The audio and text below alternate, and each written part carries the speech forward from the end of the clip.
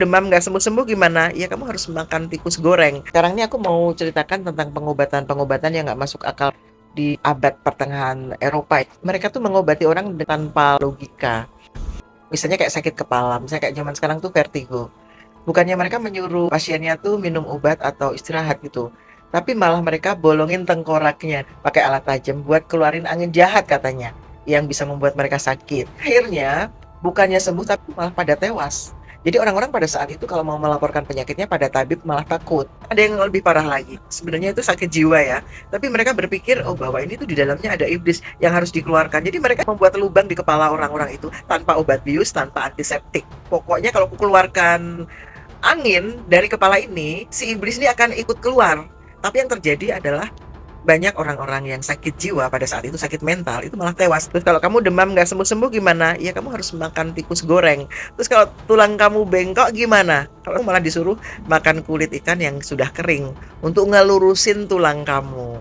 Kalau orang sakit-sakitan nih, lemes-lemes, tiduran gitu ya mungkin kalau zaman sekarang tuh gitu ya hepatitis gitu ya, sakit-sakitan jadi lemas gitu ya. Mereka berpikir ini akan sembuh kalau dikeluarkan darahnya. Jadi waktu itu mereka percaya kalau darah kita semua itu banyak jumlahnya dan ada darah yang salah masuk tubuh kamu dan harus dikeluarkan. Mereka bisa menggunakan pisau kecil untuk mengiris nadi. Darah yang keluar tuh sampai 4 liter. Akhirnya pasien-pasien itu mati, kehabisan darah.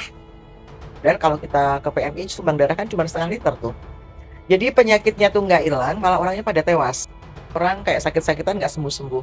Mereka menyuruh orang-orang itu tuh minum merkuri. Kalau sekarang yang kita tahu kan merkuri itu kan dioleskan di kulit ya, itu pun bisa meracuni tubuh kita ya, bisa membuat kanker dan lain-lainnya.